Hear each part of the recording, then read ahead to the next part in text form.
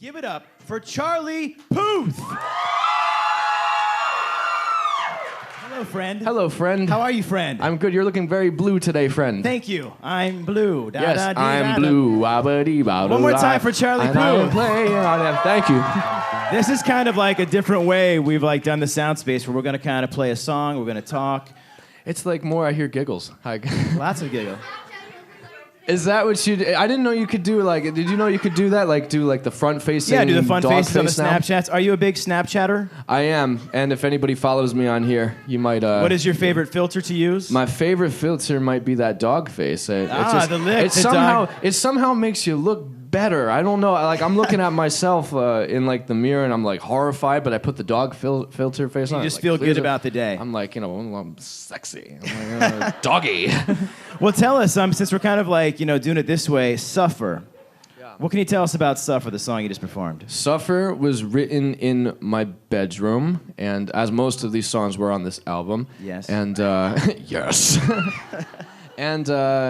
I didn't want to, when I made this album, I didn't want to record it in a studio. I wanted to like make it as like, human as possible. And by doing that, like, literally tracking vocals on my bed and, making mic stands bigger by placing chairs under them and like getting all my friends to like make clap sounds for the record. That's sort of intimate. Very intimate. Like We Don't Talk Anymore record, which is the new single out right now with Selena Gomez. It's like, yay, woo. Did you have her over at your place and you guys recorded? Yeah, I didn't have a house at that point. I was living at my lawyer's place, and I recorded that guitar part with my iPhone. I don't have it on me, but I actually have the original voice memo on there, and I put that whole record literally started from the sound of a recording on an iPhone, so...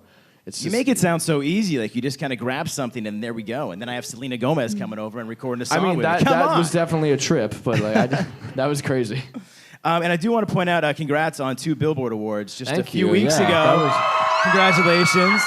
And you Really are cool. up for what, 2 Teen Choice Awards? Yeah, 2 Teen coming Choice up. Awards too. Man, the madness. Yeah. I mean, I'm performing on there and too. performing as well. Yeah. So you have lots going on, and we kind of get you here today, which we want to thank you again for being here. Of course, yeah. I mean, it's just been such a whirlwind. I mean, since taking off and since See You Again, came out. I mean, did you expect any of this? With See You Again, I knew it was gonna kind of happen because something was gonna happen. I don't know what was gonna happen, but like it's like around the biggest movie of like all time, and I knew that people were gonna hear it, but I had no idea like about the afterlife it would have after the movie was out of theaters. And have you like reached out to Vin Diesel to be a part of? Because he's doing like 3 more movies, I think. He actually texted me yesterday, and we're gonna like go over he's filming Fast 8 right now. Right. And so you might get another song out of Fast. Maybe. Man, there's my media trained answer. What about like a cameo? Could we get you in the film too? If it was I don't know. Vin Diesel's like perfect for that movie, and The Rock is perfect for that movie. Like someone like me, like my lanky they self. could save you. I would be like the person like waving the flag when they like start the car, like, whew, or just kind of like awkwardly in the background like waving. Yeah. He's in a very intense wrestling battle with I would be like, oh hi. Hey guys, Oh, can you guys get off my car, you want to hear a please? song? Why do I sound like Mickey Mouse? Well, let's do another song. What are we gonna do next? And then we'll come back up with some more questions. What song are we doing next? Marvin Gaye. We're gonna do Marvin Gaye. There we go. Thank you. Welcome back with Charlie Puth. Here I am. Yes. That should be your radio voice, by the way. Everybody, thank you. Just consistent late night voices, like. Yes, I like Hello, you're listening to Marvin Gaye and Get It On. Tonight's broadcast is sponsored by Mrs. Charlie Buttersworth maple syrup. Watch, now I'm gonna get all this maple syrup delivered to my house because I mentioned. I feel like if you didn't do music, you could do a lot of comedy. Really? Yeah. Well, thank Do you. you think that? Do you guys think he'd be a funny man? Do some comedy. Thank you. I mean, I tried stand-up comedy once in college, and then I just like I felt so like out of like my comfort zone. I just It's one of those difficult things to do. Yeah. Do you remember a joke that you did that you could tell that's appropriate? Well, that's appropriate. Yes. My mom has this. She went to Starbucks one time, and my mom has like really good sense of things, and she went up to this lady who, like, I couldn't tell that she was pregnant, but my mom could tell for some reason. Like, she knew. She was like 2 weeks pregnant, which is a fantastic thing, but somehow my mom knew, and she like just went up to her and she was like, "Are you pregnant?" And I was like, "Oh," like horrified. Like, what if she was wrong? Like, see, it's like kind of like, he's a musician and he made kind of a funny joke. He's kind of funny, but like, what do you guys think of that one? 1 to 10, hair. how was that joke? Think you can do it? About 12. You have a 12. Yeah. Oh, a 12. That's very nice of you. So with Marvin Gaye teaming up with Meghan Trainor, who approached who on that track? You know what's funny? I wrote that originally for CeeLo, and I never intended to sing on that song, but I just kind of sang the demo, and everyone was like, "You should really save this for yourself," and I did, and I met Meghan. Meghan's one of my best friends. I met her at Woo! Oh, yeah! And is that her in the back? She here? Yeah, yeah, she's awesome. And I met her at a this like gala event or something like that. That's like a fancy place where people get dressed up. You're like, yeah. Welcome to the gala event. I like myself a gala event 1 or 2 times in a row. And she heard and she fell in love with it. And I think like maybe like a couple weeks later, she was in the studio with me, which was huge for me because I was a brand new artist, and here I have Meghan Trainor in the studio with me. So really fast paced. Did you even have a chance to send it out to CeeLo? Did he even like hear it? I don't remember, but if you talk to him now and you're like, yeah, that was for you, but bam, now it's mine. Yeah, I don't know.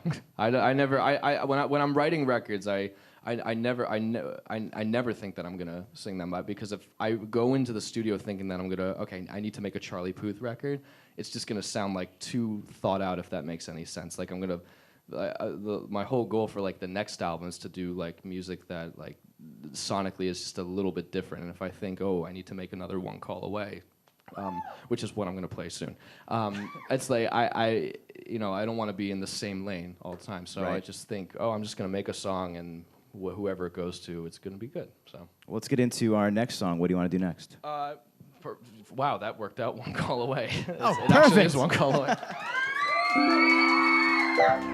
You guys are amazing.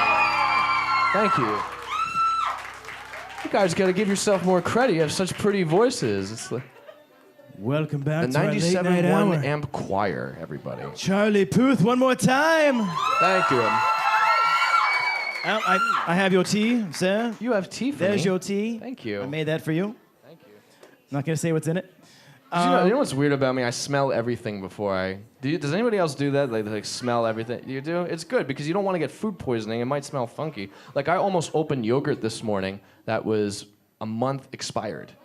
Is that at your own place, or is that your lawyer's house? That was at my lawyer's house. What is up with your lawyer, man? I don't know. Gotta get he has some a new cool stuff. house, and I'm so glad I read it. It was a weird combination of actually reading the label and smelling. I read the label, and it said it was a month expired. And I was like, okay, well, what does that mean? Let's see it.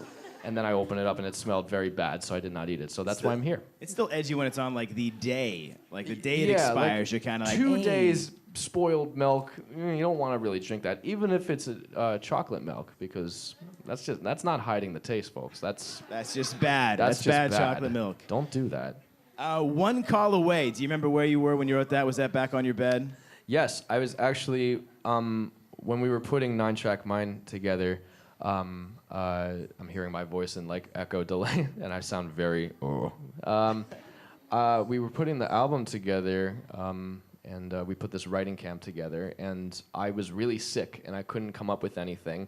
And there's these people called co-writers who I write songs with, and I was pretty much depending on them to basically put the song together, because I was like yakking in bed, and I was like really sick, and they woke me up, and they said, we have this really, really amazing hook that we want to play. I think they only had the hook, and my friend Shy Carter took out his guitar and started playing the hook to One Call Away, and it just felt, when you just get that feeling, you just get the goosebumps, and it just felt really special and so simple, and I took my sick body to Pro Tools and started producing out the track a little bit, and it was a really good example of how my friends came together and helped me bring it together, which is kind of what the song is about too. So When you kind of like co-write like that, is it a difficult process when you're working with other people? Are you agreeing on a lot of things? Are there certain things in that song that maybe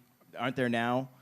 There actually was. So, and the part we had to add in was the because you know na, na, na, na, na, na, because the second verse it felt too short getting right back to the chorus right away. So when I heard that, I was like, we need to add like 2 bars, and some were like, oh no, we should go right to the chorus, but it just like, and then everyone was like, yeah, it kind of feels like it's going to the chorus like too soon. So I mean, that was another collaborative effort.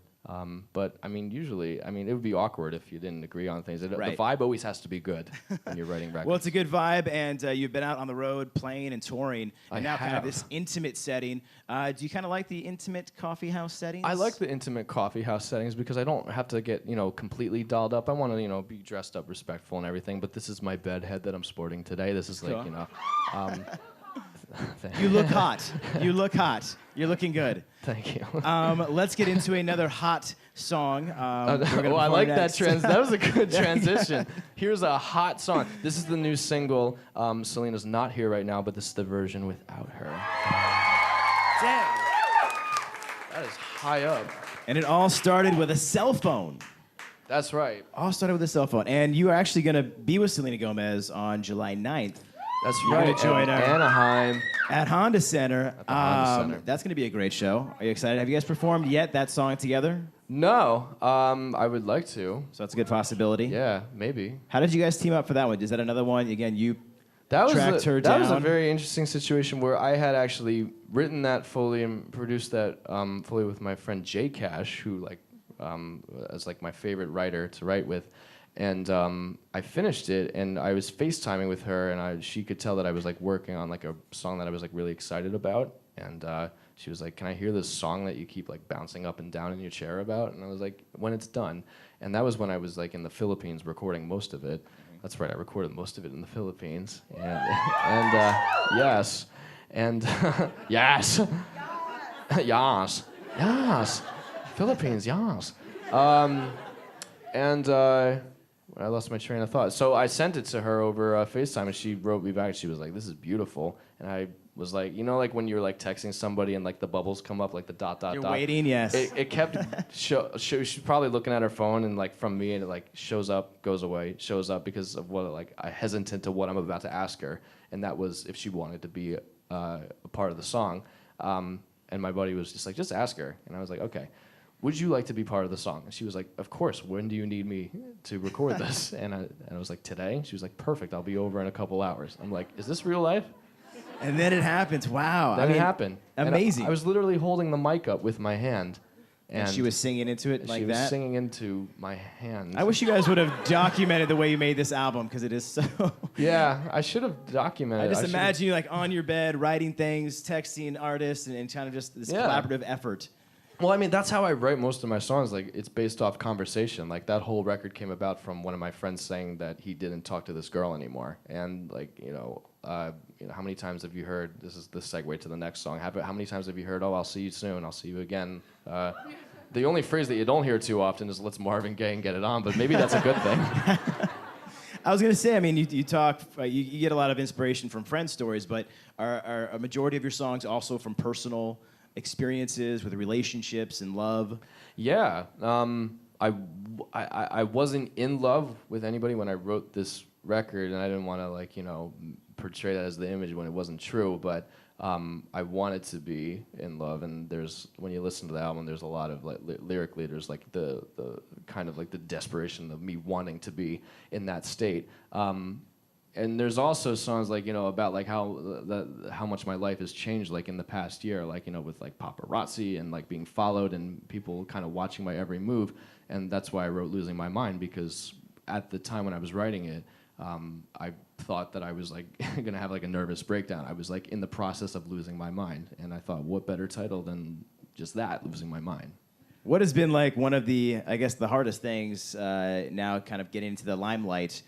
Dealing with things? Is it paparazzi, going around and just trying to go shopping? I mean, can you go to a store? Well, the thing with paparazzi is that like I'm a normal person and so are they. So like when I was at like dinner last night and they were all snapping pictures of me, they were all like yelling and I was like, you guys don't have to yell. Like I'm just like I'll answer. What questions do you have? And so they were like, whoa, they like are not used to Because that. you're a nice guy. Charlie Puth has to be one of the nicest artists. Well, except when I'm hungry.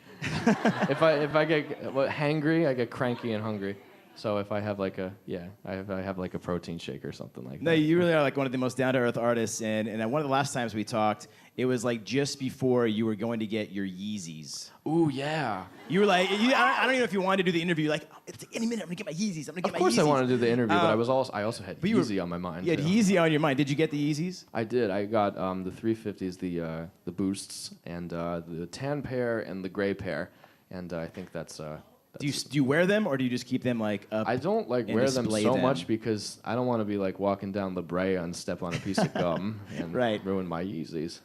Don't ruin the Yeezys. No. Okay, well, let's get into our next song. It has nothing to do with Yeezy or anything. Actually nothing at all. No, So this is a terrible segue. This is a We're just terrible going segue. bam into the next song. We're just go. There's the I'm sound gonna leave you on effect. stage. Yes. Thank you so much, everybody. One more time for this guy, too, for being the great MC that he is. Thank you very much, Charlie Puth, here in the Red Bull Sound Space today at AMP Radio. Thank you all for coming, and thank you for watching worldwide at Red Bull TV. Thank you so much.